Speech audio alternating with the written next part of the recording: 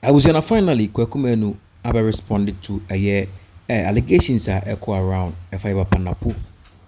Him being the running mates and seminal Mekase Endra de conveying no and a chill tune for city to them. Kwaku number one thing, I didn't send be a betuja. Omade him so won't pee a yes, sir. Namupia one tennis and seminal, a more credit card, a more aggressive. Yeah, what I mean things make Kwaku betuja. I found a pulling your back. A decabetuaso, a diamount, said yes. Kumawood.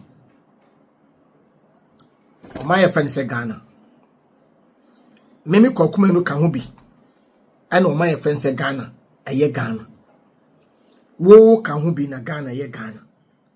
Se we knew Ghana, ye Ghana. Team Kumawood. But the bet me ama Ghana, the decline. Okay, my memlana members are some so. You run up. Ekasa. Our Santa region. You ready cartoon for I share I catch them say. What dear, we are me this year. What dear, we are me this year. I him fear ya na utra higher nam tete wo. Na so kwa ben mu no mate say. Ebim so ya homa so. We are hantai. Na so me dear. Minim say wonte sa. Sanity, ya wa batan bebre ya nkura bebre o ma mo no papa no na nate ya. Opia kwa bonten a ofata de foforo hye ne baagim okodu ba bia ne namfofo wa watade odi frifie ene watade odi pi odu ne namfofo wo sa de pi nti betima ye batan but na woni su ne ban a wo batim nti yewura kan nasem o se sa ne tie de a on change dem ba o me hu bibi wo no ho a na wasesa ye mu bi yanko school said the paying for the board degree no yanko school na so do de bia ye follow on say we no open komo ba won follow asem as the social media na ba asem ba wo pre ho ka bi but TUMI ni wasem mu suade nya abotre men rahye na asem ne kwa ba beto na so metie me ya we say he ye twemu tane abeten pa ba wo mia me de na me say Etwemu tani abetinye pe ebekwa Asante region for the vice president. Eye day ebekwa Asante region. Because ye to aba me di mani behu abato. O de yemfa free jare run so kra mfamra. Yemra wo mampanyin kufo so 1 pp mu asem na meken. Na wo mampanyin kufo aye Asanteni mapa. Banana vice president aye Esremuni. Team komoyo na the vice president Esremuni.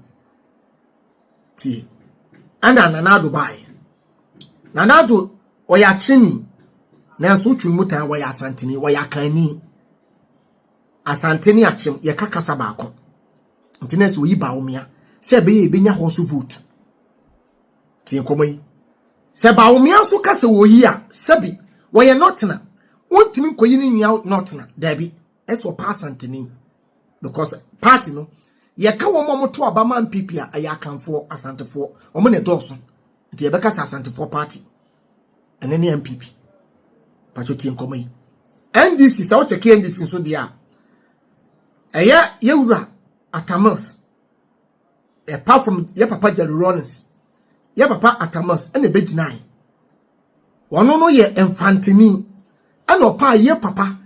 Dramani Mahama enso be ye vice president or ye not na onso ye Esremuni pachoti nkomai Mahama nso benya power ano nso atusu obi a wo ye Enfantini tie me kire wade obi a onso ye Enfantini emisa ata ano nso be ne vice president ena papa no eni ho biem sisi ai enti yewura Mahama se koyi vice president a wasa koyi maame edino asem ye refi ho onso ye Enfantini on said the Asante me ye fan said the on said the MPP and said the NDC eyi o mayi no enti na me de minim say de ya on be ya Asanteni eye yewura napo patroti nkoma me no di no eba politics side say na me kasa se ya aya na me pese me kasa ma wo man enye politicians me kasa ma politician me kasa ma wo a wo hwe me say through adwuma eni Ghana nti ana otu obi ma so na ka osasa bro we kan fa nkotena bro chire ye operation kwa ye de ade na hyem Edu winter na wuti na ukotodwe baby adade ne hye ne tutu nyasam ne nkaka Ghana ni ba mfiri anko Dubai so okoye adwuma na kata ana Kuwait Dubai mpo da abrofo no ho se ase ekura yeko but uko Dubai ni nkura ase a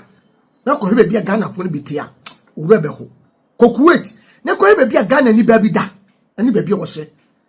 nipa fa desert so na amenu kase eko Libya na wafansuo so se wo kɔ abrotre eye Italy bebre nkodu kura na se bia adwene ne nya adwuma biem tie nkoma amenu di no ko hwe baby Ghana fo ma bi gu e wo Libya ye de o mu ba adwaman nanso wonya na adwene so o ba adwaman o ma ye friend se Ghana me si kro ni nso nanso mu nipa bre ye wo gold obi di abe a survive wo no krom ye wo timber ye wo me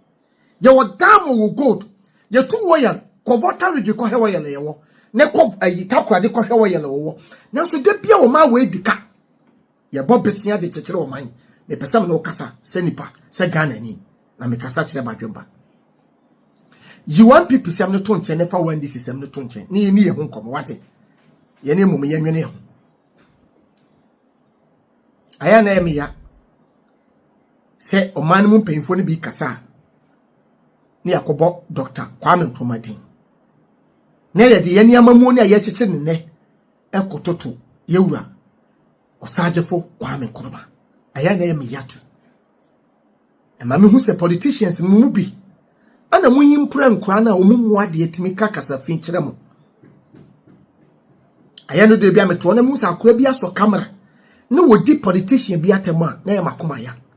but mu ma ye hu se mu na mu kreti mu na mu hye na hu asotwe na ba mo so koso abato a ye beto yi emfa Kwame Nkrumah ho emfa Kwame Nkrumah ho ba bia aya MPP ni NDC chada ana afafranto Alan aya mu na mu nkasa nkyere mo ho but obi afa ne Kwame Nkrumah mesramo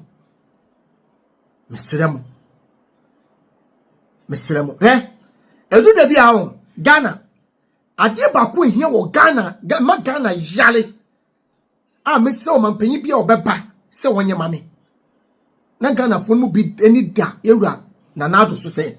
ko betima ya sade we se obechange Ghana ya mra no Ghana mra no won sesa law no Ghana emra favor Ghana fo mpanyfo nem favor Ghana ma ade hye tekronim yensesa law no se mampanya wo ba besi so oni kwan se wo obeyi IGP esi nyankofu kro mbeto no so aba se parliament kra yento no so aba because nam se president wo TUMI wo IGP sunti wo ya IGP ti say untimi perform enkusi awiye because wo abamu a ababi wo abamu a yentimi nchi minister yentimi nchi MP eno ne ma ye presisi ye ko bobisi akra ste ye da so bobisi tinkomai asimo school for ne kanchiro aje ye ne be kanchiro aje ye ne amuyusi illiterate mai no ye ne be kanchiro me say Ghana ni babia woni babra ye demonstration a ye ni nko se Ghana ho betoya ye nchenyi law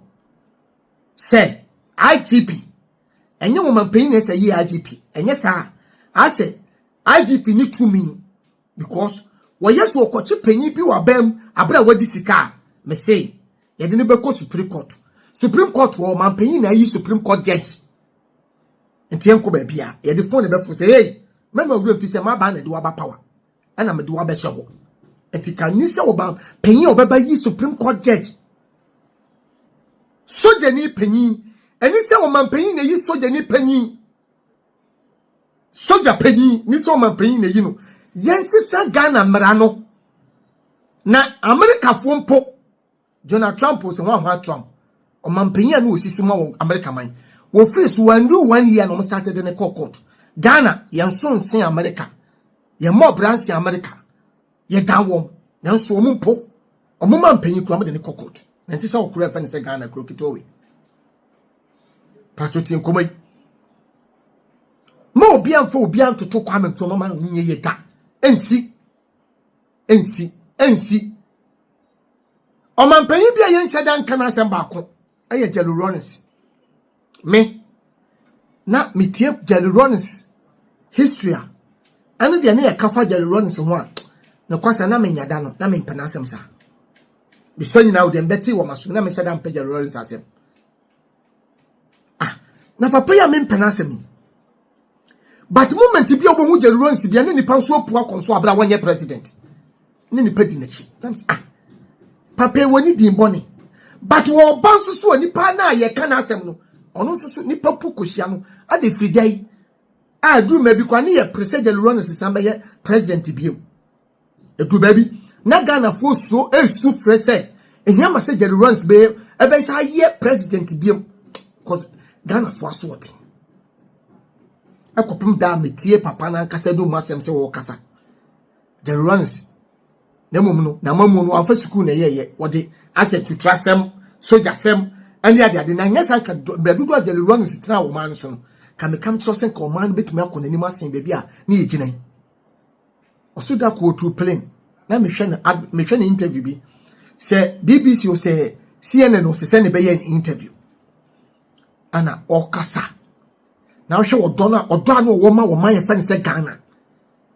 no hu se nipa bi te se ne ko fobia kepu sika de agu dem ma Ghana de se bi ho tere won no na won pese obehunu sa de ne bi COVID-19 ba se mu hu aburo ne wo Ghana fo no bi tirim timi kofa bode ebegu ne ye de bona kosoro enso ne bia pro bebre proi yade abana ye betimi aboabo ye ho no efine kwabra ne pese otudomo efrim yade ba ye no airport kra no ne ye gie sika timamfo ne ye gie sika se Ghana de obi nya opportunity pe omoma ne ho tiro wo fra broche obedu Ghana no na wo ye citizen Ghana ne okuta Ghana passport na ye $100 wo ye hokwa wo twa $100 do maybe a Ghana focus wo ho na etiro mo se ade a mo amukuta America wo se Canada or France passport wo betwa $150 ni nyina na mitu kwan ekire ne ba se ye ne mu bi aye kuta Ghana passport ye betwa 50 Ghana aye $50 abra ya dia ba ye na edi abobo no akoye obi business sa sika no pese me business say why na ye account de man no for sa covid no aye frabrochire beduru a no mo je 150 de bia plane na besi no why account ne koy na why ye bo ye de ko parliament e ni pass sika no ko no ho de na ye den e de sika no ye den but me so benya Ghana ni ba bia one sebi mo fan chemi one two kwan sa atam no na so ba be defend empokra bi ko ni passport de make want tiase tin koma menudi ne ekofa nkofo bi wo Kuwait ane kataba ya mo bedu ye se chinchina koda hotel abra nipa ni ba no wo ho ye hiemu no kwabra ni di hotel si wo say obeda meju day 500 Ghana cedis ye di business obakwa na oni yade ni bi se force koda ho tie komai na me no kasa na me kasa kire badwemba magana hu hia first broni akoto no France broni akoto no Germany do wo Italy mpo on preso obeko be foforo krom because when said the ono no wo ane de obetimi na japade wo nyina ayi ni kro a friend say UK France Turkey be bisa broni bisa da be no beba mi kro so ba be yeden onimi de wo ba be ye Ghana to obi kra timi free Ghana wo kwa brochi ono aka so onimi se woni ba bi odi nti ba akoto but ni pay dwane free Ghana Santos wale ze wo ntia la jimia faso so ko be wida dada se ko jimia ko wida dada unyimia minyimia be kanfo otu for betimi ama he me Santos se mkoduma ba na se me bra na se me pese me he eye short videos mama ni jingu adia eni ba bia bi mo no se me ko na makohwe otu for betimi ho na benya videos papa so se wo hwa na subscribe tie tu for betimi na subscribe so entempana no bomodi no wa share link no we share link na na wo bi su benya no so